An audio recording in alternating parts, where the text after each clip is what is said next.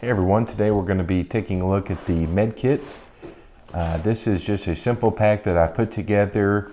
I've got one in our house and I've got one in each of our vehicles. I got this bag off of Amazon for about $20. It's held up really well. I've not really used it much.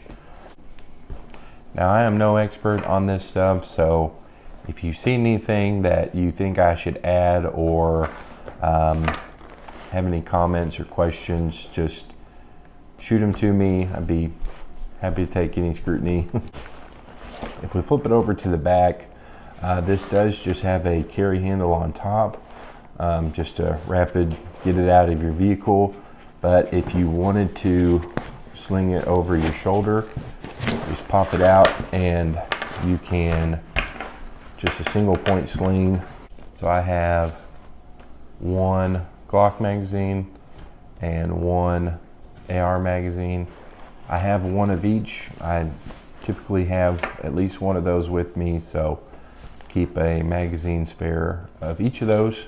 We look on the other side. I have a CPR mask, and then we have a ChemLight.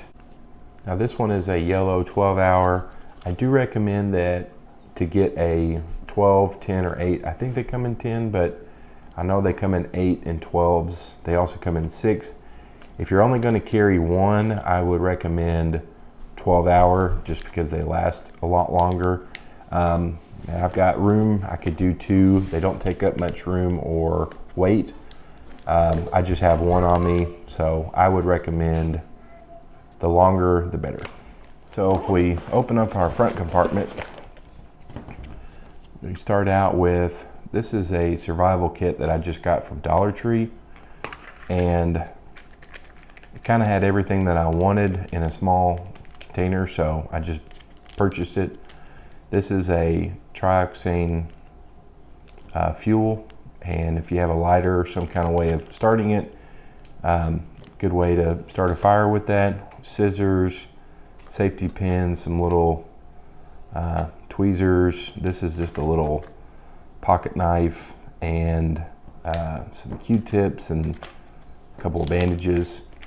This whole bag is a mostly medical kit, but it's also, if we get stranded in our vehicle, we have something to kind of survive with. And it doesn't hold food or anything, but we always keep a blanket in our vehicle, and this, and in theory, we should be able to survive for a little bit. All right, moving on. There's nothing else in there. Moving on to our front large compartment. We have a Ziploc bag that I have put just some ibuprofen, Tylenol, Advil. I think there's some Aleve in here. Just most of your common pills that you would need for what you might encounter while you're out and about.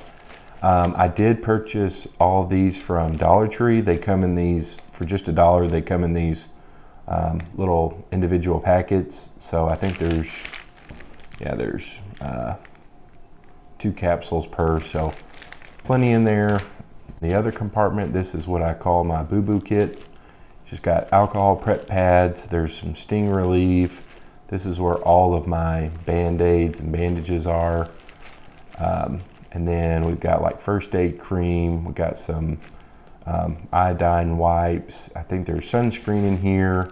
Just a little bit of everything that you might need for just little cuts and scrapes that you don't want to open up a full-on bandage for. Moving on, we have a Sharpie, and the Sharpie's in here for just writing on things. Whenever you apply a tourniquet, you're supposed to record your time of when that took place. To go along with the Sharpie, we have a 50-foot roll of duct tape, and this is for if you want to write on like a blood type of a patient or maybe allergies. You can also use this for makeshift in a survival situation. Up next we have 2 latex gloves for whenever you're dealing with somebody. You can protective barrier between. And we also have scissors for cutting clothing or cutting the duct tape. Hemostats, you can,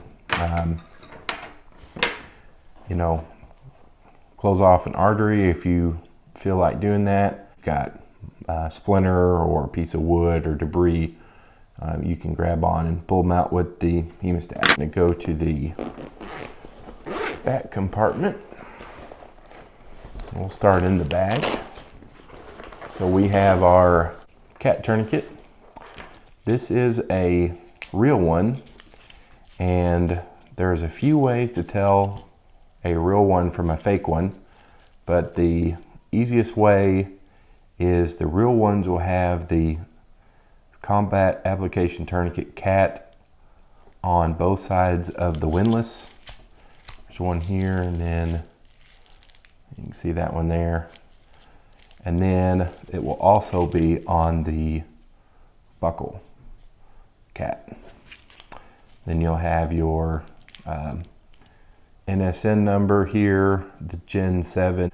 Gen 6 and 7 will have the red tab at the very end of the tourniquet, and they will be black on Gen 3 and below. I was telling you earlier about the Sharpie.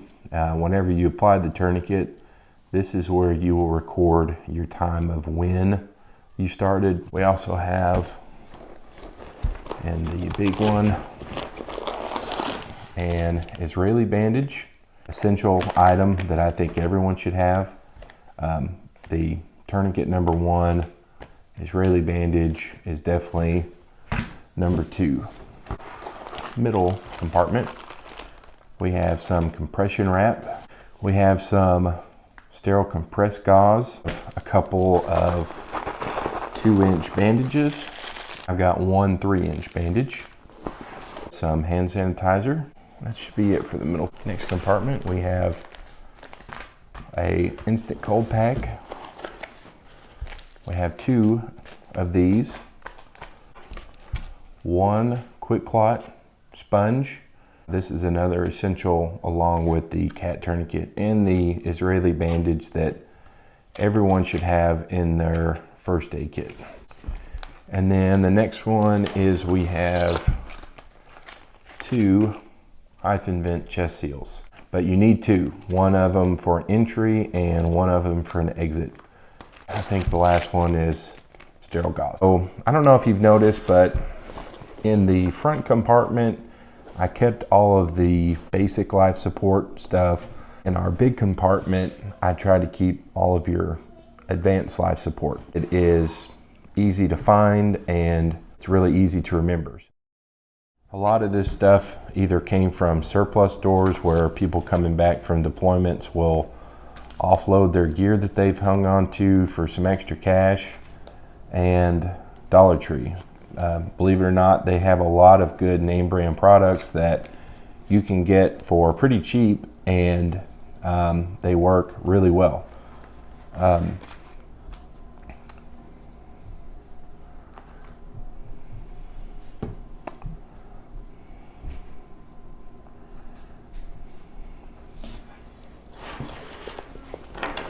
So, moral to the story is hit up some Army surplus stores or Navy, or if you live around a Marine camp, something, if you have surplus stores around you, hit them up, because sometimes you can find really good, and it doesn't have to be out of date. They do turn in things that are in date. I do think the ones around me, they're a little bit more expensive, like this twin pack on this HyFin Vent was 10 bucks. So $5 a piece for these. They were out of date, but they work just as well. Thanks for sticking around to the end. We'll see you in the next one.